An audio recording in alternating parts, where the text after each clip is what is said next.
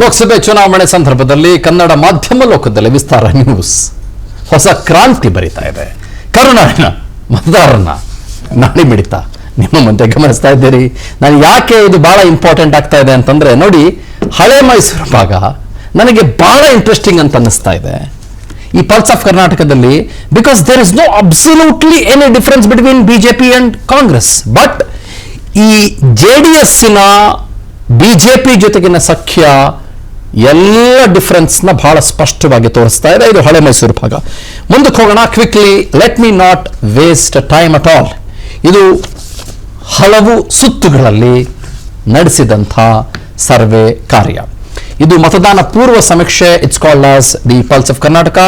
ಕರಾವಳಿ ಮತ್ತು ಮಲೆನಾಡಲ್ಲಿ 61% ವೋಟ್ ಶೇರಿಂಗ್ ಅನ್ನ ಬಿಜೆಪಿ ಪಡೆದುಕೊಂಡ್ರೆ 31.75% ವೋಟ್ ಶೇರಿಂಗ್ ಅನ್ನ ಕಾಂಗ್ರೆಸ್ ಪಡೆದುಕೊಂಡಿದೆ.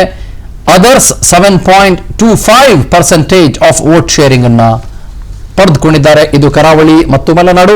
ನೀವು ಉಡುಪಿ ಚಿಕ್ಕಮಗಳೂರು ಕೂಡ ತಗೊಳ್ಬಹುದು, ದಕ್ಷಿಣ ಕನ್ನಡ ಕೂಡ ತಗೊಳ್ಬಹುದು, ಹಾಗೆ ಇನ್ನಿತರ ಎಲ್ಲ ಕ್ಷೇತ್ರಗಳು ಕೂಡ ಬರ್ತವೆ. When it comes to greater Bengaluru, ನೀವು ಬೆಂಗಳೂರು ನಾರ್ತ್ ತಗೊಳ್ಳಿ, ಸೌತ್ ತಗೊಳ್ಳಿ, ಬೆಂಗಳೂರು ಸೆಂಟ್ರಲ್ ತೆಗೆದುಕೊಳ್ಳಿ, 62.75% ವೋಟ್ ಶೇರಿಂಗ್ ಅನ್ನ ಬಿಜೆಪಿ ಪಡೆದುಕೊಂಡಿದ್ರೆ 33.75% ವೋಟ್ ಶೇರಿಂಗ್ ಅನ್ನ ಕಾಂಗ್ರೆಸ್ ಪಡೆದುಕೊಂಡಿದೆ. JDS ಆಲ್ಮೋಸ್ಟ್, ನಾನು 0 ಅಂತಾನೆ ಕರಿತೀನಿ ಅದನ್ನ, 1%, 0.50 ಇನ್ನಿತರರು ಯಾರು ಸ್ಪರ್ಧೆ ಮಾಡಬಹುದು ಬೇರೆ ಬೇರೆ ಚಿಹ್ನೆಗಳ ಅಡಿಯಲ್ಲಿ ಅವರು ಪಡೆದುಕೊಳ್ಳುವ ಸಾಧ್ಯತೆಯನ್ನ ನಾವು ತಳ್ಳಿ ಹಾಕುವ ಹಾಗಿಲ್ಲ. But it may not make much difference at all. Kittur Karnataka ಬಹಳ ಇಂಪಾರ್ಟೆಂಟು. 59.83% ಆಫ್ ವೋಟ್ ಶೇರಿಂಗ್ ಅನ್ನ ಬಿಜೆಪಿ ಪಡೆದುಕೊಳ್ಳಬಹುದು. ಅಲ್ಲಿ JDS-ನ ಪ್ರಾಬಲ್ಯ ಯಾವ ಹಂತಕ್ಕೂ ಕೂಡ ಇಲ್ಲ. I would say 0%, but Congress is prevalent. 38.16% vote sharing Congress Kittur ಕರ್ನಾಟಕದಲ್ಲಿ ಪಡೆದುಕೊಳ್ಳಬಹುದು. ನಮ್ಮ ಪಲ್ಸ್ ಆಫ್ ಕರ್ನಾಟಕದ ಸರ್ವೆ ಪ್ರಕಾರ ಅಂಡ್ 2% ಅದರ್ಸ್ ಪಡ್ಕೋಬಹುದು. ನಮ್ಮ ಕಲ್ಯಾಣ ಕರ್ನಾಟಕ, ನಮ್ಮ ಬೀದರ್ ಕಡೆಗೆ ಪ್ರಯಾಣ ಬೆಳೆಸಬೇಕು, ನಮ್ಮ ಕಲಬುರಗಿ ಕಡೆಗೆ, ನಮ್ಮ ಕೊಪ್ಪಳದ ಕಡೆಗೆ ಪ್ರಯಾಣ ಬೆಳೆಸಬೇಕು.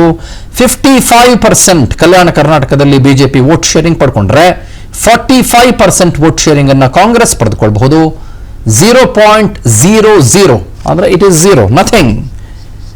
ಅದು JDS-ನ ಶೇರಿಂಗ್ ಮತ್ತು ಅದರ್ಸ್ ಅಫ್ಕೋರ್ಸ್ ಏನನ್ನು ಪಡ್ಕೊಳ್ಳೋಕೆ ಸಾಧ್ಯ ಇಲ್ಲ.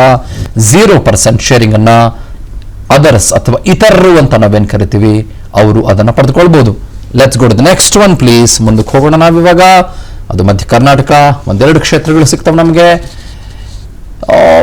ಇಟ್ಸ್ ಆಲ್ಮೋಸ್ಟ್ 48.50 ಕಾಂಗ್ರೆಸ್ಗೆ, ಬಿಜೆಪಿಗೆ 50.50, ಅಂದ್ರೆ 50-50 ಕಾಂಬಿನೇಷನ್ ಅಂತ ಅನ್ಕೊಳ್ಳೋಣ. ಇನ್ನಿತರರು ಯಾರು ಕೂಡ ಅಂಥ ದೊಡ್ಡ ಸಾಧನೆಯನ್ನ ಮಾಡುವ ರೀತಿಯಲ್ಲಿ ನನಗೆ ಇಲ್ಲಿ ಕಾಣಿಸ್ತಾ ಇಲ್ಲ. ಒಟ್ಟಾರೆ ಟೋಟಲ್ ನಾವು ಮೆಗಾ ಸರ್ವೆಯ ನಂಬರ್ಸ್ ಅನ್ನ ಗಮನಿಸೋದಾದ್ರೆ, ವಿಸ್ತಾರ ಪಲ್ಸ್ ಆಫ್ ಕರ್ನಾಟಕದಲ್ಲಿ ನನಗನ್ನಿಸ್ತಿದೆ ವೆರಿ ಕ್ಲೋಸರ್ ಟು ರಿಯಾಲಿಟಿ.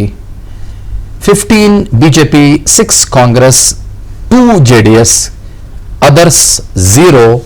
ಇನ್ನು 50-50 ಇರುವ ಕಾನ್ಸ್ಟಿಟ್ಯೂನ್ಸೀಸ್ಗಳು ಅಂದ್ರೆ ಗೊತ್ತಿಲ್ಲ, ಬಹಳ ಜಿದ್ದಿನ ನೆಕ್ ಟು ನೆಕ್ ಫೈಟ್ ಅಂತ ಹೇಳಬಹುದಾದಂತಹ ಕಾನ್ಸ್ಟಿಟ್ಯೂನ್ಸೀಸ್ಗಳು ಒಂದು 5 ಕಾನ್ಸ್ಟಿಟ್ಯೂನ್ಸೀಸ್ಗಳನ್ನ ನಾವು ಇಲ್ಲಿ ಗಮನಿಸಬೇಕಾಗತ್ತೆ. ಇದು ಯಾಕೆ ಬಹಳ ಇಂಪಾರ್ಟೆಂಟ್ ಆಗುತ್ತೆ ಅಂತಂದ್ರೆ, ಆ 5 50-50 ಕಾನ್ಸ್ಟಿಟ್ಯೂನ್ಸೀಸ್ಗಳು 5ರಲ್ಲೇ ನಿರ್ಣಾಯಕವಾಗಬಹುದು. 5ರಲ್ಲಿ 5 ಅಥವಾ 5ರಲ್ಲಿ 3 ಬಿಜೆಪಿಗೆ ಬಂದ್ರೆ BJP might go up to 18. 5ರಲ್ಲಿ 3 ಕಾಂಗ್ರೆಸ್ಗೆ ಬಂದ್ರೆ Congress might go up to 9. JDS-ಗೆ ಬರ್ಲಿಕ್ಕಿಲ್ಲ. 50-50 ನನ್ನ ಪ್ರಕಾರ JDS-ಗೆ ಯಾವುದೇ ಸ್ಥಾನಮಾನಗಳು ನನಗೆ ಸದ್ಯದ ಮಟ್ಟಿಗೆ ಇಲ್ಲಿ ಕಾಣಿಸ್ತಾ ಇಲ್ಲ. ಬಟ್ ನನಗೆ ಹಳೆ ಮೈಸೂರು ಭಾಗದಲ್ಲಿ JDS ಮತ್ತು ಬಿಜೆಪಿಯ ಆ ಒಂದು ಪಾರಮ್ಯ ಅಂತ ನಾವೇನು ಕರಿತೀವಿ ಅದು ಒಂದು ಹಂತಕ್ಕೆ ವರ್ಕೌಟ್ ಆದ ಹಾಗೆ ಕಾಣಿಸ್ತಾ ಇದೆ. ಇದು ವಿಸ್ತಾರದ ಪಲ್ಸ್ ಆಫ್ ಕರ್ನಾಟಕದ in depth analysis with lot of scientific research. ನಮ್ಮ ಫೋನ್ ಪೋಲ್ ಸರ್ವೆಗಳನ್ನು ಕೂಡ ನಾವು ತೆಗೆದುಕೊಂಡು ನಡೆಸಿದ್ವಿ. Any questions Vasu? Yes sir. 99ರ ಚುನಾವಣೆ ನಂತರ ಆಲ್ಮೋಸ್ಟ್ ಆಲ್ ಇದೇ ತರದ ಫಲಿತಾಂಶ ರಾಜ್ಯದಲ್ಲಿ ಬರ್ತಾ ಇದೆ ಅಂತ. ಲೋಕಸಭೆ ಚುನಾವಣೆಗೆ ಕಾಂಗ್ರೆಸ್ ಅಂತ ಬಂದಾಗ ಒಂದು 6ರಿಂದ 9 ಅಥವಾ 10 ಅದು ಲಾಸ್ಟ್ ಅಂತ ಇತ್ತು. ಬಿಜೆಪಿ ಅಂತ ಬಂದಾಗ ಒಂದು 18ರಿಂದ 21, ಕಳೆದ ಚುನಾವಣೆಯಲ್ಲಿ 25 ಬಂದಿದ್ದು ಬಿಟ್ರೆ ಬೇರೆ ಎಲ್ಲರೂ ಒಂದು 18ರಿಂದ 20 ಅಂತ ಬರ್ತಾ ಇತ್ತು. ಅದೇ ತರದ ಟ್ಯಾಲಿ ಬರ್ತಾ ಇದೆಯಾ ಅಂತ ಸರ್? ಆಲ್ಮೋಸ್ಟ್. ಯಾಕೆ ಅಂತಂದ್ರೆ ಇಲ್ಲಿ ನೋಡಿ, ಈಗ ನಾವು ಸೌತ್ ಆಫ್ ಇಂಡಿಯಾ ತೆಗೆದುಕೊಳ್ಳೋದಾದ್ರೆ ನಾನು ಬಹಳ ಸಲ ಹೇಳ್ತಾ ಇರ್ತೀನಿ, ನಿಮಗೆ ಬಿಜೆಪಿ ಕರ್ನಾಟಕದಲ್ಲಿ ಹೊರತುಪಡಿಸಿದ್ರೆ ಎಲ್ಲಿಯೂ ಕೂಡ ಸ್ಥಾನಮಾನಗಳನ್ನು ಹೊಂದಿಲ್ಲ. ಈ ಸಲ ಆಂಧ್ರದಲ್ಲೋ ತೆಲಂಗಾಣದಲ್ಲೋ ಒಂದ್ ಸ್ವಲ್ಪ ಮ್ಯಾಜಿಕ್ ಮಾಡಿದ್ರೆ ಹೆಚ್ಚು. ಕೇರಳದಲ್ಲಂತೂ ನೀವು ನನ್ ಟು ನಥಿಂಗ್ ಅಂತ ಹೇಳ್ಬೋದು ನೀವು ಬಿಜೆಪಿಯನ್ನ, ಆಯ್ತಾ. ಇನ್ನು ಪುದುಚೇರಿಯಲ್ಲಿ ಇರೋದೇ ಒಂದೇ ಒಂದು ಕ್ಷೇತ್ರ, ಹಾಗಾಗಿ ನಾವು ಅದನ್ನ ಓಕೆ ಅಂತ ಆ ಕಡೆಗೆ ಒಂದು ಹಂತಕ್ಕೆ ಸರಿಸಿ ಬಿಡಬಹುದು.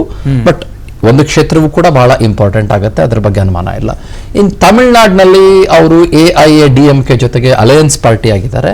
ಆದರೆ ಬಹಳ ಮುಖ್ಯವಾಗಿ ಅಲ್ಲಿ DMK seems to be quite stronger.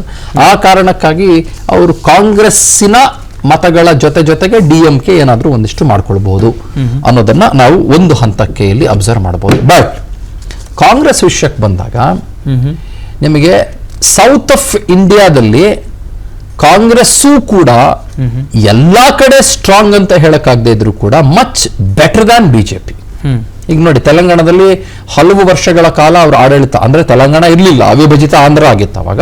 ಆಂಧ್ರದಲ್ಲಿ ಹಲವು ವರ್ಷಗಳ ಕಾಲ ಆಡಳಿತ ನಡೆಸಿ one of the largest parties, one of the strongest parties ಆಗಿದ್ದಂತಹ ಕಾಂಗ್ರೆಸ್ಸು ಈ ಪ್ರಾದೇಶಿಕ ಪಕ್ಷಗಳ ಹೊಡೆತಕ್ಕೆ ಸಿಕ್ಕಾಕೊಂಡು ನಲಗಿ ಹೋಗಿ ನಥಿಂಗ್ ಆಗೋಯ್ತು, ಆಲ್ಮೋಸ್ಟ್ ಝೀರೋಗೆ ಬಂದು ತಲುಪ್ಕೊಂಡ್ಬಿಡ್ತು.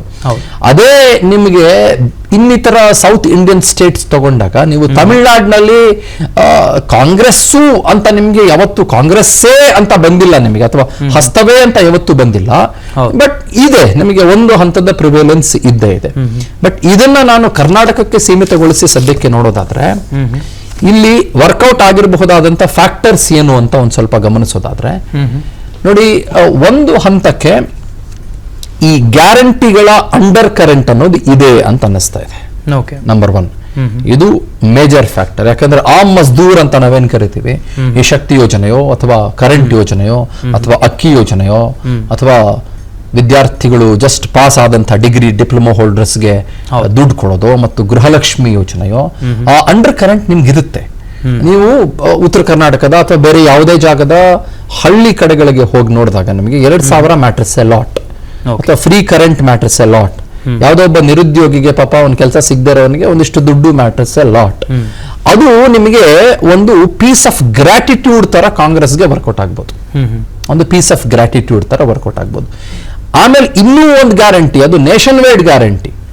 ಅದು ಎಷ್ಟು ಮಟ್ಟಿಗೆ ವರ್ಕೌಟ್ ಆಗುತ್ತೆ ಅಂತ ನನ್ಗೆ ಗೊತ್ತಿಲ್ಲ. ಕಾಂಗ್ರೆಸ್ ಹೇಳ್ತಾ ಇರೋದು, ರಾಹುಲ್ ಗಾಂಧಿ ಘೋಷಣೆ ಮಾಡ್ಬಿಟ್ರು, ಅದೇನು ಅಂತಂದ್ರೆ ಬಡ ಕುಟುಂಬಗಳಿಗೆ 1 ಲಕ್ಷ ಕೊಡ್ತೀವಿ ಅಂತ. ನೋಡಿ, ನಮ್ಮ ದೇಶದಲ್ಲಿ ಬಡ ಕುಟುಂಬಗಳು ಅಂತ ತಗೊಂಡ್ರೆ ಒಂದು 25 ಕೋಟಿ ಬಡ ಕುಟುಂಬಗಳಿದಾವೆ.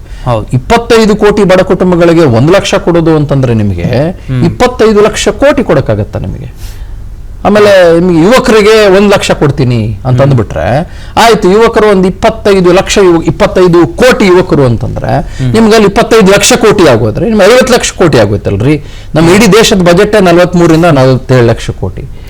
ಸೊ ಹಾಗಾಗಿ ಕೆಲವೊಂದು ನಮಗೆ ತುಂಬಾ ಅನ್ಪ್ರಿಪೇರ್ಡ್, ಅನ್ಸೈಂಟಿಫಿಕ್ ಅಥವಾ ತುಂಬಾ ವೋಟ್ಗಳನ್ನ ಸೆಳೆಯೋದಕ್ಕೆ ಮಾಡ್ತಿದ್ದಾರೆ ಅಂತ ಅನ್ಸೋದ್ರಲ್ಲಿ ಯಾವ ಅನುಮಾನವೂ ಇಲ್ಲ. ಹವೆವರ್ ಅದನ್ನೆಲ್ಲ ಆ ಕಡೆ ಇಟ್ಟು ನೋಡೋದಾದ್ರೆ ಈ ನಮ್ಮ ಸಿನಾಪ್ಸಿಸ್, ಈ ನಮ್ಮ ಸರ್ವೆ ಏನ್ ಹೇಳುತ್ತೆ ಅಂತಂದ್ರೆ, ಹಳೆ ಮೈಸೂರು ಭಾಗಕ್ಕೆ ನಾನು ಬರ್ತೇನೆ. ಹಳೆ ಮೈಸೂರು ಭಾಗದಲ್ಲಿ ಒಕ್ಕಲಿಗ ಡಾಮಿನೇಷನ್ ಇರೋದ್ರಿಂದ ಕುಮಾರಸ್ವಾಮಿ ಅವರ ಪ್ರಭಾವಲಯದಿಂದ ಖಂಡಿತ ಬಿಜೆಪಿ JDS ಮೈತ್ರಿ ಒಂದು ಹಂತಕ್ಕೆ ವರ್ಕೌಟ್ ಆಗೋ ತರದಲ್ಲಿ ಕಾಣಿಸ್ತಾ ಇದೆ.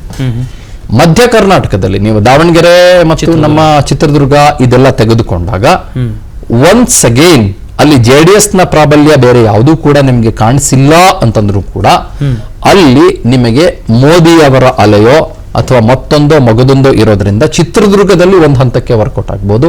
ದಾವಣಗೆರೆಯಲ್ಲಿ ಅದು ಸಾದರಲಿಂಗಾಯತ ವರ್ಸಸ್ ಸಾದರಲಿಂಗಾಯತ ಕಾಂಪಿಟೇಷನ್, ಅದು ಮಹಿಳೆ ವರ್ಸಸ್ ಮಹಿಳೆ ಕಾಂಪಿಟೇಷನ್, ಅದು ಅಲ್ಲಿ ಒಂದ್ ಸ್ವಲ್ಪ ನನ್ನ ಪ್ರಕಾರ 50-50 ಬರ್ಬೋದು ಅಂತ ಅನ್ನಿಸ್ತಾ ಇದೆ. ಇನ್ನು ನಾವು ಮಲೆನಾಡು ತಗೊಳ್ಳೋಣ ಮತ್ತು ಕರಾವಳಿ ತಗೊಳ್ಳೋಣ. ಉಡುಪಿ ಮತ್ತು ಚಿಕ್ಕಮಗಳೂರಿನಲ್ಲಿ ಈಗಾಗಲೇ go back Shobha Karandlaje campaign ಆಯ್ತು. ಅಲ್ಲಿ ಕೋಟಾ ಶ್ರೀನಿವಾಸ್ ಪೂಜಾರಿ ಬಂದ್ರು, ಅವರ ಎದುರುಗಡೆ ಮತ್ತೊಬ್ಬ ಅಭ್ಯರ್ಥಿಯನ್ನ ಅಲ್ಲಿ ಹಾಕೊಂಡಿದ್ದಾರೆ. ಅಲ್ಲಿ ನಿಮಗೆ Kota Srinivas Poojari may have a cake walk ಅನ್ನೋ ತರದಲ್ಲಂತೂ ಸದ್ಯದ ಮಟ್ಟಿಗೆ ಸ್ಪಷ್ಟವಾದಂತಹ ಚಿತ್ರಣ ಅಲ್ಲಿ ಕೇಳಿ ಬರ್ತಾ ಇದೆ. ಶಿವಮೊಗ್ಗದ ವಿಷಯ ತೆಗೆದುಕೊಂಡಾಗ BY ರಾಘವೇಂದ್ರ ವರ್ಸಸ್ ಗೀತಾ ಶಿವರಾಜ್ ಕುಮಾರ್ ಅಲ್ಲಿ ಬಹಳ ಸ್ಪಷ್ಟವಾಗಿರೋದ್ರಿಂದ BY Raghavendra is quite undisputed. ಈಶ್ವರಪ್ಪನವರ ಡ್ಯಾಮೇಜ್ ಯಾವ ಹಂತಕ್ಕೂ ಕೂಡ ಏನನ್ನೂ ಮಾಡ್ಲಿಕ್ಕೆ ಸಾಧ್ಯ ಇಲ್ಲ ಅಂತ ಬಹಳ ಸ್ಪಷ್ಟವಾಗಿ ಅನಿಸ್ತಾ ಇದೆ. But there is one interesting factor ಅಲ್ಲಿ, ಅದು ಉತ್ತರ ಕನ್ನಡದಲ್ಲಿ ಅನಂತ್ ಕುಮಾರ್ ಹೆಗಡೆ ಈಗ ಮಗುಮ್ಮಾಗಿ ಕುಳಿತುಕೊಂಡ್ಬಿಟ್ಟಿದ್ದಾರೆ. ಈಗ ವಿಶ್ವೇಶ್ವರ ಹೆಗಡೆ ಕಾಗೇರಿ ಎಷ್ಟು ಕಾಂಪಿಟೆಂಟ್ ಅಂತ ನನಗೆ ಗೊತ್ತಿಲ್ಲ, I am not very sure. ಅವರು ಬೇರೆ ಬೇರೆ ಹುದ್ದೆಗಳನ್ನು ಅಲಂಕರಿಸಿದ್ರು ಕೂಡ ಎಲ್ಲ ಆಯ್ತು ಕೂಡ, ಆದ್ರೆ ಅವ್ರು ಏನೋ ಒಂದು ಸ್ವಲ್ಪ ಬಂಡಾಯದ ಉಗುಳನ್ನ ತಣ್ಣಗೆ ಉಗುಳ್ತಾ ಇರೋ ರೀತಿಯಲ್ಲಿ ಕಾಣಿಸ್ತಾ ಇದೆ. ಯಾಕಂದ್ರೆ ಅವರು ಕಾಗೇರಿ ಅವರು ಅವ್ರನ್ನ ಭೇಟಿ ಮಾಡಕ್ ಹೋದಾಗ ಮೂರು ಅವರು ಭೇಟಿ ಮಾಡ್ಲಿಲ್ವಂತೆ. ಈ ತರದ್ದೆಲ್ಲ ಮಾತುಕತೆಗಳು. ಆಮೇಲೆ 4.5 ವರ್ಷಗಳ ಕಾಲ ನಿದ್ರಾವಸ್ಥೆಯಲ್ಲಿದ್ದು ನನಗೆ ಜನ ಹೇಳಿದ್ರು ಅಂತ ಕಡೆಯ 3 ತಿಂಗಳಿದೆ ಅನ್ನುವಾಗ ನೀವು ಎದ್ದು ನಿಂತ್ಕೊಂಡು ವೋಟ್ ಕೇಳ್ತೀನಿ ಅಂತಂದ್ರು ಕೂಡ ಜನ ಅದನ್ನ ಯಾವ ಕಾರಣಕ್ಕೂ ಕೂಡ ಟೆಕ್ನಿಕಲಿ ಒಪ್ಲಿಕ್ಕಿಲ್ಲ ನಿಮಗೆ. ಆ ಕಾರಣಕ್ಕಾಗಿ ಏನಾಗಬಹುದು ಅನ್ನೋದನ್ನ ನಾವು ಕಾದ್ ನೋಡ್ಬೇಕಾಗತ್ತೆ. ಇನ್ನು ದಕ್ಷಿಣ ಕನ್ನಡದಲ್ಲಿ ನಿಮಗೆ ಚೌಟಾ ವರ್ಸಸ್ ಪದ್ಮರಾಜು, ಅಲ್ಲಿ ನಿಮಗೆ ಕಾಂಗ್ರೆಸ್ಸು ಆ ರೀತಿಯ ಪ್ರಭಾವಳಿಯನ್ನು ಹೊಂದಿಲ್ವಾದ್ರಿಂದ ಅಲ್ಲಿ ಗೆಲ್ಬಹುದು. But where Congress may have it say ಅಂತಂದಾಗ ಬೆಂಗಳೂರು ಗ್ರಾಮಾಂತರದಲ್ಲಿ ಫೈಟ್ ತುಂಬಾ ಟಫ್ ಆಗಿ ಕೊಡಬಹುದು. ಯಾಕಂದ್ರೆ ಕಳೆದ ಸಲದ ಚುನಾವಣೆಯಲ್ಲಿ ಸಂಪೂರ್ಣ ಮೋದಿಮಯವಾದಂತ ಅಲೆ ಇದ್ದು 25 ಸೀಟ್ಗಳನ್ನು ಕೂಡ ಬಾಚ್ಕೊಂಡಾಗ ನಮಗೆ ಬಿಜೆಪಿ ಅಲ್ಲಿ ಬೆಂಗಳೂರು ಗ್ರಾಮಾಂತರದಲ್ಲಿ ಡಿ ಕೆ ಸುರೇಶ್ ಗೆದ್ರು. ಅದು ಒಂದು ಫ್ಯಾಕ್ಟರ್. ಇನ್ನು ಕಲ್ಯಾಣ ಕರ್ನಾಟಕದ ವಿಷಯಕ್ಕೆ ನಾವು ಬರೋಣ. ಬಹಳ ಮುಖ್ಯವಾಗಿ ಅಲ್ಲಿ ಬೀದರ್ ತೆಗೆದುಕೊಂಡಾಗ ಬೀದರ್ನಲ್ಲಿ ಆಂಟಿ ಇನ್ಕಂಬೆನ್ಸಿ ಫ್ಯಾಕ್ಟರ್ ದೊಡ್ಡ ಮಟ್ಟದಲ್ಲಿ ಇದ್ದೇ ಇದೆ ಖೂಬಾ ಅವರ ವಿರುದ್ಧ. ಆಯ್ತಾ? ಹಾಗಾಗಿ ಅಲ್ಲಿ ಏನಾಗಬಹುದು ಅನ್ನೋದನ್ನ ನಾವು ಕಾದ್ ನೋಡ್ಬೇಕಾಗತ್ತೆ. ಖಂಡ್ರೆ ಅವರ ಮಗ ಖೂಬಾ ಅವರ ವಿರುದ್ಧ ಸ್ಪರ್ಧೆ ಮಾಡ್ತಾ ಇರೋದ್ರಿಂದ ಆ ಲೋಕಲ್ ಆಂಟಿ ಇನ್ಕಂಬೆನ್ಸಿ ಒಂದ್ ಸ್ವಲ್ಪ ಖೂಬಾ ಅವರ ವಿರುದ್ಧ ಕೆಲಸ ಮಾಡಿಬಿಡಬಹುದು ಅಂತ ಅನಿಸ್ತಾ ಇದೆ. ಕಲಬುರಗಿ ವಿಷಯಕ್ಕೆ ಬಂದಾಗ AICC ಅಧ್ಯಕ್ಷರ ತವರೇ ಆಗಿರೋದ್ರಿಂದ ತಮ್ಮ ಎಲ್ಲ ಪಾಶುಪತಾಸ್ತ್ರಗಳನ್ನ ಕೂಡ ಅಲ್ಲಿ ಬಳಸಿ ಅವರು ಉಮೇಶ್ ಜಾಧವ್ ಅವರ ವಿರುದ್ಧ ಒಂದಿಷ್ಟು ಹೋರಾಟವನ್ನ ನಡೆಸಬಹುದಾದಂತ ಸಾಧ್ಯತೆ ಇರೋದ್ರಿಂದ ನಾವು ಅದನ್ನ ಖಂಡಿತವಾಗ್ಲೂ ಕೂಡ ಪರಿಗಣನೆಗೆ ತೆಗೆದುಕೊಳ್ಳಬೇಕಾಗತ್ತೆ. ವಿಜಯಪುರದ ವಿಷಯಕ್ಕೆ ಬಂದಾಗ ಅಲ್ಲಿ ಜಿಗಜಣಗಿ ಇದ್ದಾರೆ, ಇನ್ನು ಬೇರೆ ಬೇರೆಯವರು ಇದ್ದಾರೆ. ಅವರೆಲ್ಲರದ್ದು ಕೂಡ ಏನಾಗಬಹುದು ಅನ್ನೋದನ್ನ ನಾವಿಲ್ಲಿ ಕಾದ್ ನೋಡ್ಬೇಕಾಗತ್ತೆ. ಇನ್ನು ಹಳೆ ಮೈಸೂರು ಭಾಗದ ವಿಷಯಕ್ಕೆ ಬಂದಾಗ it is Prajwal Revanna versus Shreyas Patel ಅಂತ. ಯಾಕಂದ್ರೆ ಹಾಸನದ ವಿಷಯಕ್ಕೆ ಬಂದಾಗ ಯಾಕೆ ಅಂತಂದ್ರೆ ಹಾಸನದಲ್ಲಿ ಶ್ರೇಯಸ್ ಪಟೇಲ್ ಅವರಿಗೆ ಕಳೆದ ಸಲ 3,000 ಮತಗಳ ಅಂತರದಿಂದ ಮಾತ್ರ ಸೋಲಾಗಿತ್ತು. ಅದು HD ರೇವಣ್ಣ ಅವರ ವಿರುದ್ಧ ಹೊಳೆ ನರಸೀಪುರದಲ್ಲಿ, ಮತ್ತು ಅವರ ಫ್ಯಾಮಿಲಿ ಲೆಗಸಿ ಬಹಳ ದೊಡ್ಡ ಮಟ್ಟದಲ್ಲಿದೆ. But Prajwal Revanna is quite a capable candidate ಅನ್ನೋದ್ರ ಬಗ್ಗೆ ಯಾವ ಅನುಮಾನವೂ ಕೂಡ ನಮಗೆ ಇಲ್ಲಿ ಕಾಣಿಸ್ತಾ ಇಲ್ಲ. ಇನ್ನು ಕೋಲಾರದ ವಿಷಯಕ್ಕೆ ಬಂದಾಗ ಕಾಂಗ್ರೆಸ್ಸಿನ ಒಳಜಗಳವೇ ಇವರನ್ನ ಹಾಳು ಮಾಡುತ್ತೆ ಅನ್ನೋದು ಸ್ಪಷ್ಟವಾದಂತ ಸೂಚನೆ ನಮಗೆ ಇಲ್ಲಿ ಕಾಣಿಸ್ತಾ ಇದೆ. ಅಲ್ಲಿ ಮಲ್ಲೇಶ್ ಬಾಬು ಅನ್ನೋರು JDS ನ ಅಭ್ಯರ್ಥಿಯಾಗಿದ್ದಾರೆ.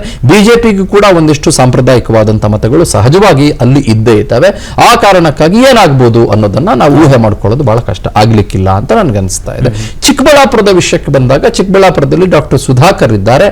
ಸುಧಾಕರ್ನ ಜೊತೆಗೆ ಅವರ ವಿರುದ್ಧ ಸ್ಪರ್ಧೆ ಮಾಡುವ ಅಭ್ಯರ್ಥಿಯ ಬಗ್ಗೆ ಬಹಳ ಚರ್ಚೆಗಳು, ಪ್ರಶ್ನೆಗಳು ಅದೆಲ್ಲವೂ ಕೂಡ ಆಗ್ತಾ ಇರೋದ್ರಿಂದ ಇಲ್ಲಿ ಮತ್ತಿನ್ನೇನಾಗಬಹುದು ಅನ್ನೋದ್ರ ಬಗ್ಗೆ ಕೂಡ ಆಲೋಚನೆಗಳನ್ನ ನೀವು ಮಾಡಬೇಕಾಗತ್ತೆ. ಸೊ ಇಷ್ಟು ಟೋಟಲ್ ಓವರ್ ಆಲ್.